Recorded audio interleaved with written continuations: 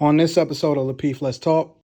Or sacrificing having a family to go out there and secure their finances because that's what's been ingrained in them since young. Trill, can I ask something really quick? What do you think about the women who the reason that they do it is to provide for their family? Mm-hmm. Like those women who are the first ones to go to college, the first one out, the first one to make any real money.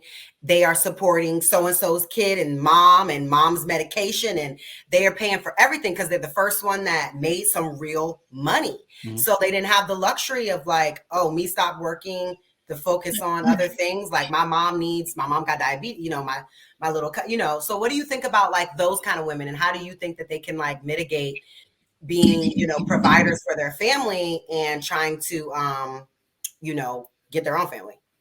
Well, I mean, I understand them 1,000%. Again, you're going to move based on what you're seeing or based on what your environment requires. I think 100,000 compared to the general population. Yes, it is. No, I'm not comparing it to anything. I'm comparing it to what we said was. I never said that $100,000 was a lot of money. I argued it against it. I mean, I argued against it clearly. So I'm just being consistent in that if we apply it to women also, I don't think that that's a lot. That's a high earning woman. I don't. I think the context or the caveat is adjusted for Atlanta dollars, right? Houston dollars. Houston, correct. Exactly. That's why I asked this question. Correct. That's what high earning is.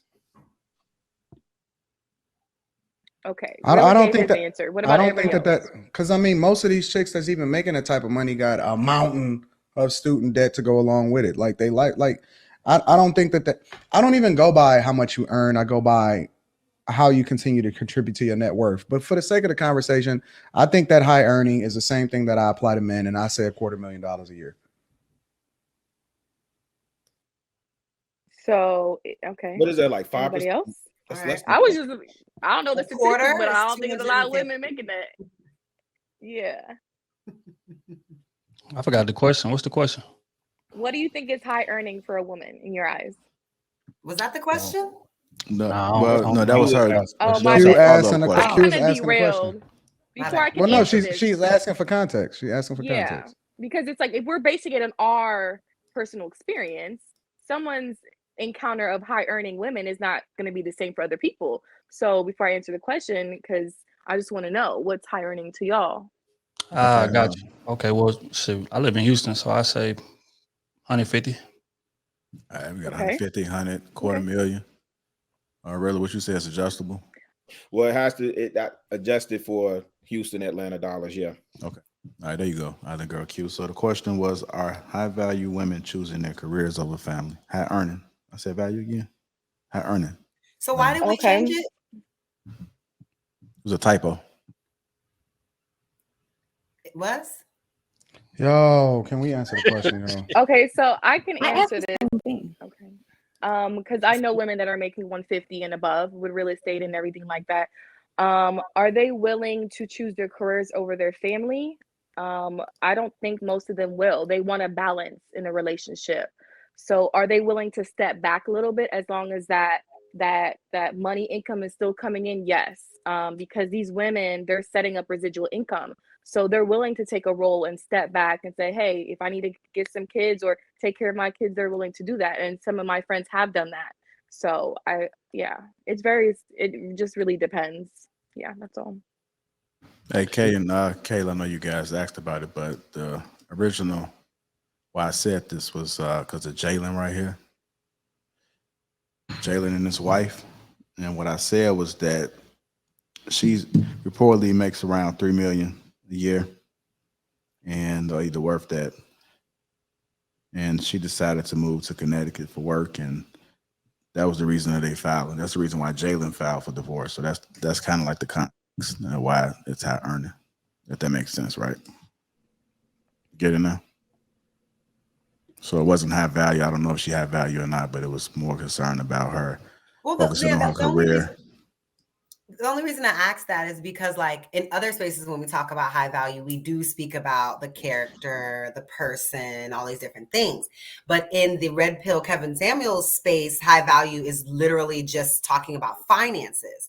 So for using that part of it, that's why I was asking, like, That's not true. Well, not just finances, but relationships, network. It's nothing about character that I've seen in the list, at least the one that I've seen.